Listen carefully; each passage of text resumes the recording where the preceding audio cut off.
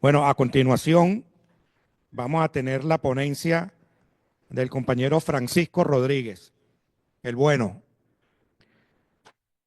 politólogo e internacionalista, egresado de la UCB, profesor universitario de posgrado en la Universidad Latinoamericana y del Caribe y en el Instituto de Altos Estudios Diplomáticos Pedro Gual.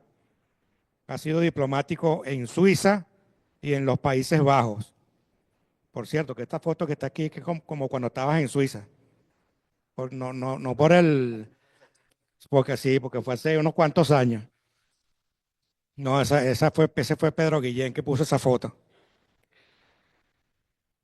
Asimismo, Francisco es investigador del Instituto Venezolano de Planificación Aplicada.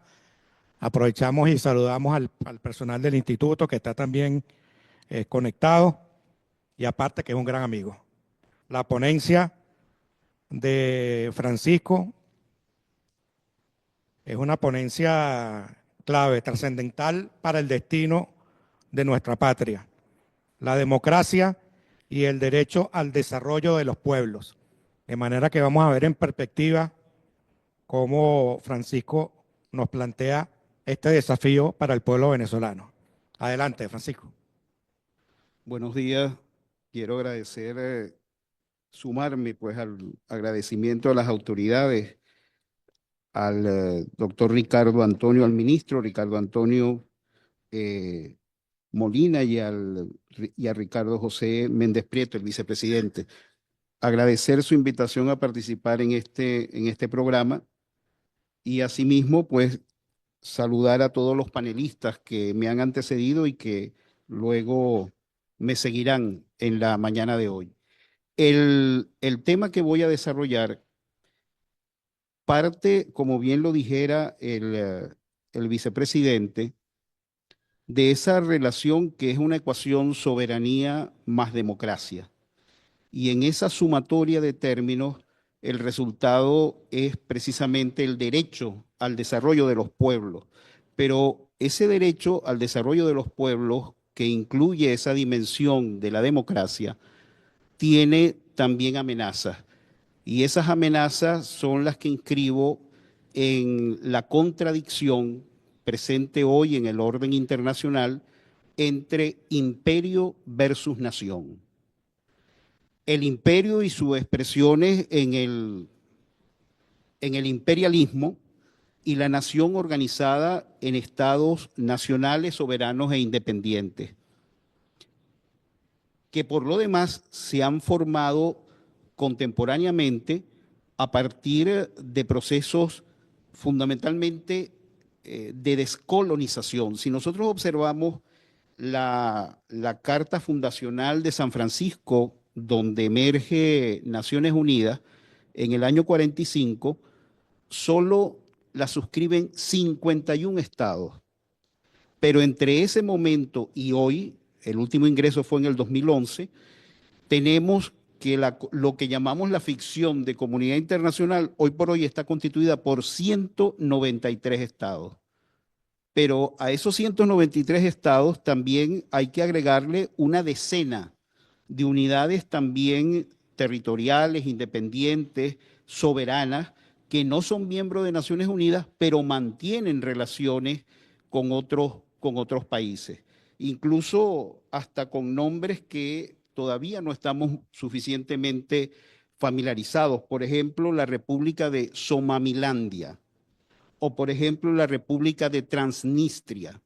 Esas son realidades que están actualmente en esa comunidad internacional, en esa ficción de comunidad internacional. Pero además también hay una veintena de territorios no autónomos que están todavía pendientes de procesos de descolonización.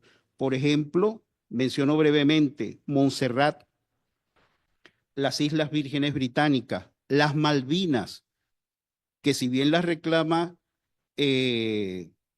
Argentina, también no es menos cierto que está planteado que ellos tengan su propia independencia. Y además de ello, tenemos también, por ejemplo, el caso de Groenlandia, que se ha puesto sobre el tapete recientemente con el asunto de la compra, pero es que la propia comunidad de Groenlandia reclama su independencia y están planteándola. De manera que vean ustedes la complejidad de ese sistema internacional en el cual estamos insertos. Es una comunidad internacional que podemos decir que está aún inacabada, que históricamente refleja unos movimientos de expansión, pero también de contracción. Y esos movimientos de expansión y contracción están relacionados con el tema del imperialismo. ¿Por qué? Porque precisamente muchos de los conflictos internacionales han surgido en el marco de los cálculos geopolíticos, de la competencia entre potencias por territorios coloniales, por el acceso a mercados, a materias primas, la expansión del capital y la supremacía militar. Con lo cual entonces el resto del mundo, eso que hoy llamamos el sur global, Asia, África, América Latina, se ve sometida a esas presiones y a esos movimientos permanentes. Y en medio de ese proceso de construcción del orden internacional, de esos estados soberanos e independientes, se va abriendo paso un principio clave, que es precisamente el que denominamos el derecho al desarrollo de los pueblos. Y ese fundamento, esa piedra angular que está por definición, que es incluso un centro de lucha, porque nosotros cuando inscribimos nuestro actual proceso es parte de darle forma a ese principio que llamamos el derecho al desarrollo de los pueblos. Y ese principio es multidimensional, comprende el tema de la aspiración al crecimiento económico, al desarrollo económico, como lo solemos formular. Comprende la modernización de las sociedades. Comprende la institucionalidad del régimen político y su conformación como un Estado. Comprende también el funcionamiento del sistema político bajo un régimen democrático. Pero este término de democracia es un término de discusión, es un término que está bajo observación, como vamos a ver en breve. Pero también el derecho al desarrollo de los pueblos es individual, porque si bien es colectivo, en el sentido que se asegura como parte que somos a su vez de grupos humanos más amplios, llámense pueblos, llámense naciones, también lo es individual en el sentido que cada uno de nosotros como seres humanos tenemos el derecho a la educación, tenemos el derecho al trabajo, tenemos el derecho a la vida, tenemos el derecho a la participación política. De esa manera, entonces, el derecho al desarrollo de los pueblos es transversal a todo el régimen de los derechos humanos que conocemos. Y siendo colectivo, como pueblos o naciones, debemos asegurar también el derecho a la autodeterminación, a la soberanía, así como a la independencia, que es un elemento clave dentro de la construcción de los Estados-nación. Y cuando hablamos entonces que el derecho al desarrollo de los pueblos abarca todo esto, yo quiero referirme brevemente a cómo este se recoge en el artículo 1 de la declaración, el artículo primero de la declaración sobre el derecho al desarrollo suscrito en el año 1986 y del cual nosotros somos también parte, es decir, hemos suscrito esa declaración. El derecho al desarrollo de los pueblos implica que los seres humanos, que los pueblos tienen derecho al desarrollo económico, al ejercicio de sus derechos políticos, sociales, culturales y a la plena realización de estos derechos. Por eso es tan importante la comprensión de este derecho al desarrollo, porque finalmente en él se comprende la realización del carácter de la naturaleza del ser humano, tanto individual como colectivamente. La otra pieza del rompecabezas que ahora voy a colocar en este análisis es precisamente el tema del imperialismo. Obviamente el imperialismo está inmerso en unos fuertes debates entre diversas corrientes y aun cuando hay que reconocer su importancia, no es el propósito ser abordado en extenso en esta mañana de hoy. Pero sí hay que traer a colación ciertos elementos, porque cuando estamos hablando del imperialismo contemporáneamente, estamos hablando de esa forma de fines del siglo XIX y luego a lo largo del siglo XX, que bien retrata Lenin al decir el imperialismo es la fase superior del capitalismo. Es ese mismo capitalismo que termina reflejando la lucha y competencia por posesiones coloniales, por la expansión territorial, por el control de mercados y fuentes de recursos naturales alrededor de todo el globo. Y al hacerlo, niega al otro. Al hacerlo, niega a las sociedades que en este caso van a ser subordinadas, ocupadas, expoliadas. Por eso entonces que en el capitalismo se trata de imponer la dominación a los pueblos y a las naciones por la supremacía que en la práctica de la política exterior bien se refleja con los Estados Unidos y aquel enunciado de la diplomacia de las cañoneras que el Caribe y Centroamérica conoció muy bien a principios y hasta mediados del siglo XX. Pero es también ese imperialismo que incluso desde el punto de vista del conocimiento, desde el punto de vista moral, desde el punto de vista de las representaciones que se llegan a tener de sí mismos los pueblos y sobre todo quienes ejercen la dominación, bien lo expresa un escritor británico que se llama Rudyard Kipling. Rudyard Kipling, para que lo ubiquemos, es el famoso escritor del libro de la selva, que nosotros muy ingenuamente le damos a leer a nuestros niños o lo hemos llevado a que lo vea en películas y muchas otras expresiones artísticas. Pues bien, resulta que Kipling era un furibundo imperialista y escribe, además, el primer premio Nobel de Literatura británico. Y él escribe en 1899, fíjense la fecha, 1899, cómo coincide con una fecha nefasta para nosotros, como fue, y ya se mencionó anteriormente aquí en el panel, como fue precisamente el laudo arbitral de París. Pues bien, él escribe y publica en ese año La carga del hombre blanco, la carga, lo que uno lleva sobre sus espaldas. Y miren este poema. Dice, y solamente es un párrafo, pero para que veamos toda la trascendencia en cuanto a la concepción que de sí mismos llega a tener el poder colonial e imperial, porque van unidos los dos términos. Llevad la carga del hombre blanco, enviad adelante a los mejores de entre nosotros. Vamos, atad a vuestros hijos al exilio para servir a las necesidades de vuestros cautivos, para servir con equipo de combate a naciones tumultuosas y salvajes. Vuestros recién conquistados y descontentos pueblos, mitad demonios y mitad niños. Yo creo que una representación más palmaria de lo que es el ejercicio del imperialismo y del colonialismo no puede tener representación como esta que acabo de leer. En la práctica, ¿qué es lo que vamos a encontrar? La negación del otro, la negación del dominado.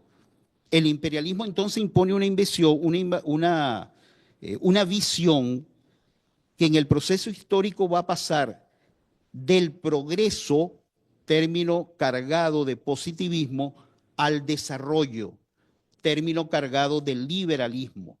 Y es incluso que consumimos hoy. y que, como bien señalaba anteriormente en la exposición el doctor Pérez Pirela, es objeto también de repensar cuál desarrollo. Y esto tiene implicaciones muy concretas porque incluso cuando hablamos del desarrollo y lo pensamos en términos políticos, estamos hablando también de formas políticas que consumimos.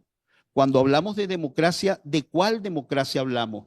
Buena parte del mundo, cuando consume las democracias, está hablando de la democracia liberal representativa.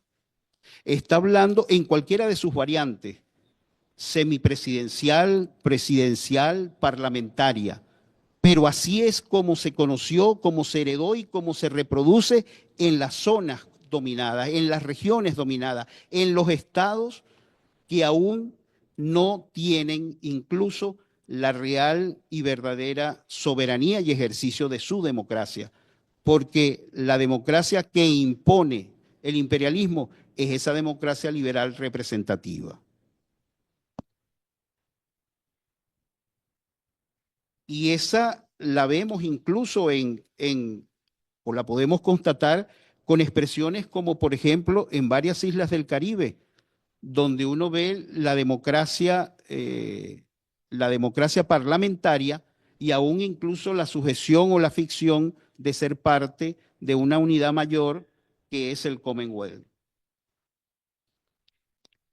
Así entonces, el consumo dentro del imperialismo y la descolonización termina siendo una visión de la modernidad y unas expectativas de vida a la usanza europea.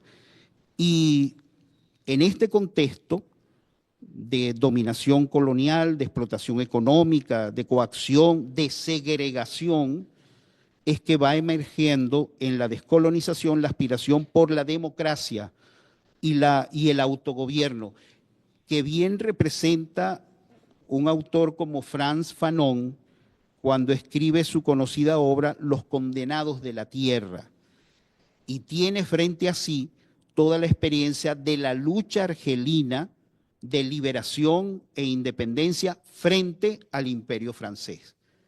Una lucha cruenta que significó para Argelia la muerte de 500.000 de personas en apenas entre 1954 y 1962. De manera entonces que entre la primera y segunda mal llamadas guerras mundiales, porque en realidad son guerras imperialistas europeas, que por convención las llamamos mundiales, el mundo va a ver sucumbir imperios, declinar imperios, fragmentarse imperios y hasta frustrar la emergencia de imperios. Porque sucesivamente veremos las caídas del imperio austrohúngaro, del otomano, del ruso, del británico, del imperio del sol naciente, que es la nomenclatura del japonés, pero también la frustración de un nuevo imperio como fue el Tercer Reich alemán o como fue el renacimiento del Imperio Romano, que era la idea de la gran Italia fascista de Mussolini. Y en medio de estas conflagraciones, sin embargo, se abre paso la vocación imperial de los Estados Unidos, que emerge entonces como el imperio que a su vez va a buscar ser la expresión de un poder hegemónico. Y si alguna vez contemporáneamente ha habido un imperio hegemónico, con todo lo que eso supone, desde el estilo de vida americano hasta el modelo de democracia que los demás países del mundo deben adoptar, y quien no lo adopte se sanciona, pues entonces en esa realidad los Estados Unidos, en función de sus intereses estratégicos y de las zonas de interés para la seguridad nacional, va entonces a ejercer como ninguno ese periodo que va entre la caída del muro de Berlín y el momento actual donde declina definitivamente ese poderío. Fíjense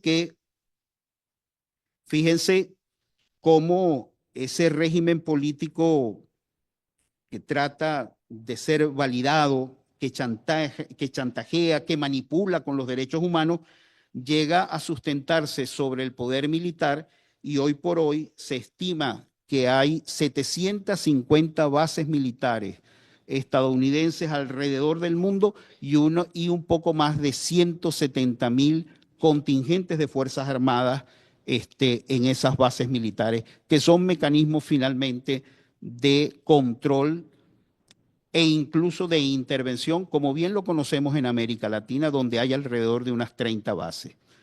Hoy estamos en presencia de la declinación del globalismo liberal, y eso está arrastrando a su vez también al neoimperialismo que encarna los Estados Unidos. Estados Unidos, en su política exterior, juega a dos bandas.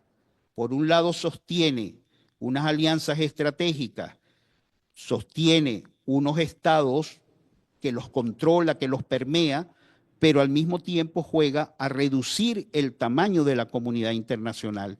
Y en esa dirección es que nosotros encontramos las intervenciones y a su vez los estados fallidos para controlar recursos y a su vez bloquear a competidores emergentes. En los casos, menciono solamente tres: Libia, Irak y ahora Siria. Pero al mismo tiempo también busca, por otra parte, que en esa confrontación, todo lo que no sea democracia liberal representativa simplemente es rechazado, es despachado, valga la expresión, con las denominaciones de dictadura, totalitarismo y las cargas negativas al comunismo, lenguajes que nos estamos familiarizando nuevamente porque eran parte de unas diatribas en la década de los 60, 70, bajo el conflicto este-oeste. Hoy por hoy, en esa realidad de confrontación alrededor del globo, en lo que llamamos la globalización declinante liberal y el orden internacional emergente multicéntrico y pluripolar, nos encontramos con que expresiones como la Ruta de la Seda, los BRIC y sus publicados, su anclaje en los conceptos de democracia, la definición misma de esta emergencia en el orden internacional, que se define a sí misma como antiimperialista y que converge con la propuesta china de lo que se llama, y hay que estudiarlo en adelante, la comunidad de futuro compartido. Y esa comunidad de futuro compartido tiene 4 postulados centrales donde la democracia los recorre, y la democracia acompañada de autodeterminación de los pueblos, acompañada de soberanía. Primer postulado es construir juntos un futuro de paz y tranquilidad por medio del diálogo, la solidaridad y la cooperación.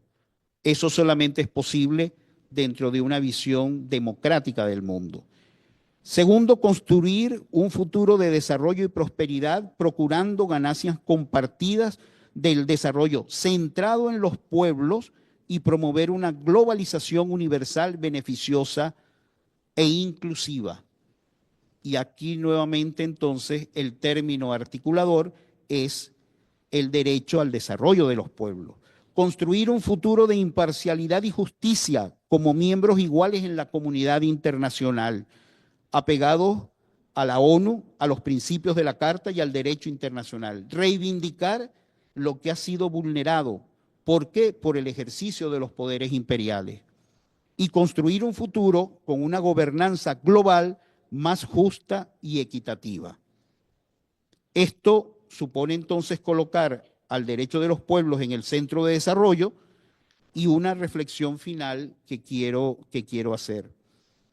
Venezuela como un jugador fuerte a favor del nuevo orden mundial emergente, multicéntrico y pluripolar, con un Estado democrático y de justicia social que tiene como condición el ejercicio de soberanía plena, sin injerencias externas o intervenciones foráneas, como las llamadas por razones humanitarias, que ya se ha referido el panel en la mañana de hoy, y por el contrario, con el resultado de la libre determinación de los pueblos como principio, y en este caso el pueblo venezolano. Pues bien, en este contexto, la reforma constitucional que ha sido planteada por iniciativa presidencial tiene como uno de sus ejes la ampliación de la participación democrática y popular, siendo, como somos un país libre y soberano, esta convocatoria no puede ser o no puede tener otra lectura que no sea la de avanzar en la construcción de una democracia popular. Hay que subrayarlo, una democracia popular bolivariana que tiene como rasgos característicos ser participativa, social y protagónica. Muchas gracias.